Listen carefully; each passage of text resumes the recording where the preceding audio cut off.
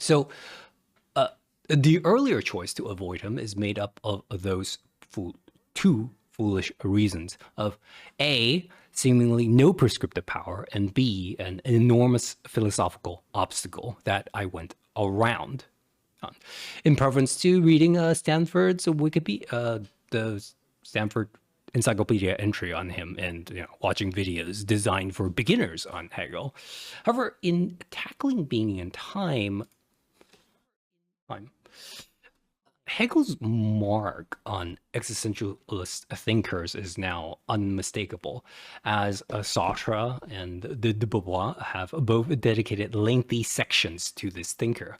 Yet, in realizing my profound lack of historical knowledge of philosophy, the other name that was constantly being summoned in the philosophy book was the poster boy of Enlightenment philosophy, namely Immanuel Kant. Okay, in philosophy, then, it is no secret the phenomenology of the spirit can be seen as a major response to Kant.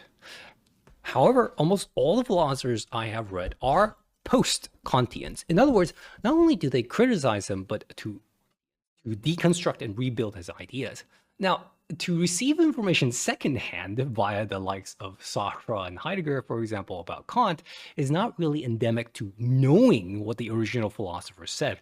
In this case, two things aligned in me biting the bullet, knowing what biting the bullet and reading two non-existentialists philosophers in the role, by which I understood the amount of time away from existentialism was necessary, that this was a necessary process, which was an enormous investment to begin first with the critique of pure reason and later the phenomenology of spirit.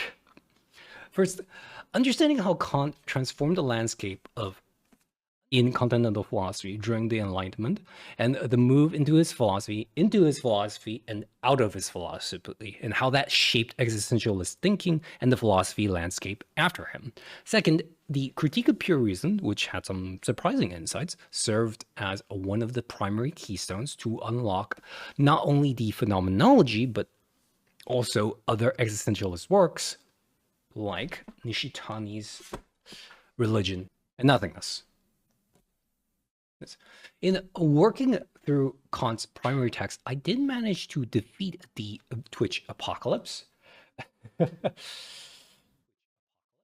did bring salvation to all my videos, which amounted to somewhere around 10 terabytes of data stored. So in this case, in the video sense, I've only re-uploaded what I deemed important to the project. So I apologize if you were waiting for a specific playthrough you wanted to see. And of course, if you want to see a specific playthrough, please let me know. In terms of writing, this was around April to July. The work was around completing the rewrite of 5.1 to 5.3. There's a deep sense of irony here, as I initially attempted to dodge the topic of history and legacy in the original writing.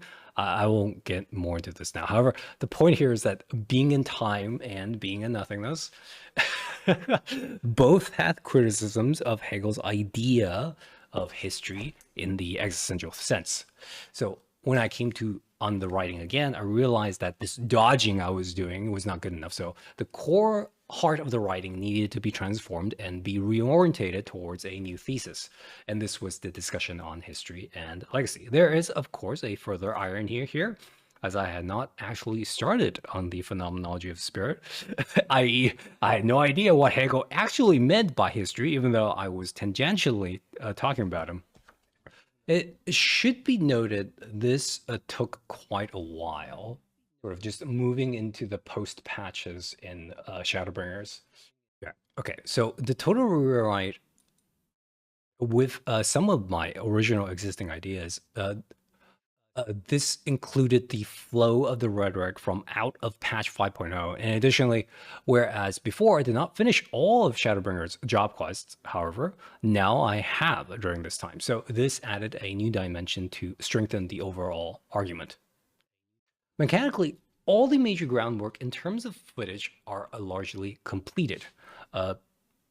Barring any scenes I need to re-record, and this included in editing that footage and uploading the video. Immediately, all the job quests up to Endwalker has been completed. Endwalker, including all of its post-patch stories, are all also completed. All tangential quests that relate to the theme of existentialism. This includes the Margaret custom delivery grind, Tataru's Grand Endeavor, which, by the way, was surprisingly really long, and a Heartless Hypothesis, and all the Hildebrand quests for the entire Highland Zodiac saga. Looking back on it, I think the only reason I did the Hildebrand stuff was because there was like 16 hours of unedited content on the computer, and I just decided to finish the quest lines so I can export this as a proper video as opposed to just like it rotting on the hard drive, where I think I will eventually just forget about them. The one that is unmentioned in the above list I just provided is the Borgia storyline. There was a bit of fear of this doing this one, as I had never done content concerning relic weapon grinding. In as much as a Dantra relic grind was coming out, there was a fear that the players doing Borgia would dry up. In this case, I did manage to finish the storyline, overcoming the grind necessary to progress the narrative. Okay, so philosophically, Kant's major work, The Critique of Pure Reason, was successfully finished. This took around 2 months while I was constantly listening to Hubert Dreyfus's lecture on Heidegger's Being and Time. There's about like 40 to 50 hours of this online. This is just to give you an idea that I was studying Heidegger at the same time leading up to the Phenomenology of Spirit. I decided to get it like an introduction to the Phenomenology, which is Koja's introduction, which in hindsight was a hilarious decision, as Koja is let's just say he's a very dogmatic interpreter of Hegel, which as of now, I'm not sure whether reading this actually helped me or not in preparing for the Phenomenology of Spirit. I suspected that when I actually started the Phenomenology of Spirit, after being thoroughly embarrassed by my inability to understand Heidegger, the going through Hegel's philosophy was arduously slow, as expected, yet I am proud to say, despite the character of Hegel being incomprehensible or being purposely convoluted, that through a lot of careful navigation, that Hegel does not read at all what certain places of the internet that like to dismiss him due to his writing style, which is really just the way he thought. Simply speaking, I understand how he argued his points and what the points he was actually trying to make. Also, during this time, I was getting really exhausted from reading one hard philosopher at a time. I took up many of the philosophers' recommendations online of trying to read different books at the time. In this sense, the books I read in between squinting over the lines of Hegel's philosophy were two by Nietzsche, which is Beyond Good and Evil and The Gay Science, and Camus, one of Camus' final works, which was The Plague. So as we move into August 2025 to the time that this video will be releasing, the journey plays out like this. So the first major obstacle. So the move with the writing that bridges the end of Shadowbringer's epic in patch 5.3 to patch 5.4 was done via the Sorrow of Warlit storyline about Gaius van Belzar, or as everyone likes to call it, FF14's Gundam storyline. Okay.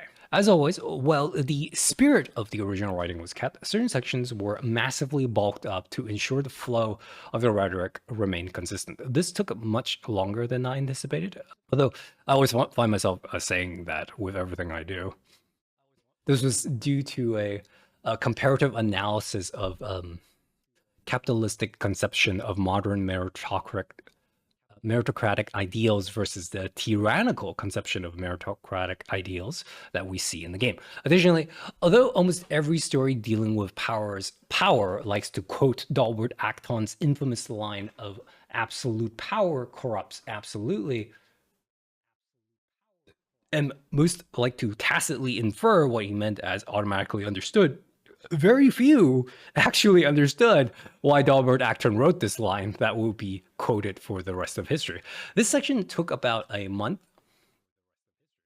What's surprising about it stems from the fact the spirit of the writing took on a political character, and that specific framing changed the nature by which the analysis of this tragic storyline took place.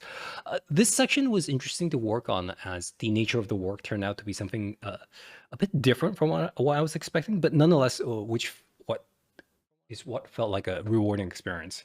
Okay, so as we transition then to 5.4,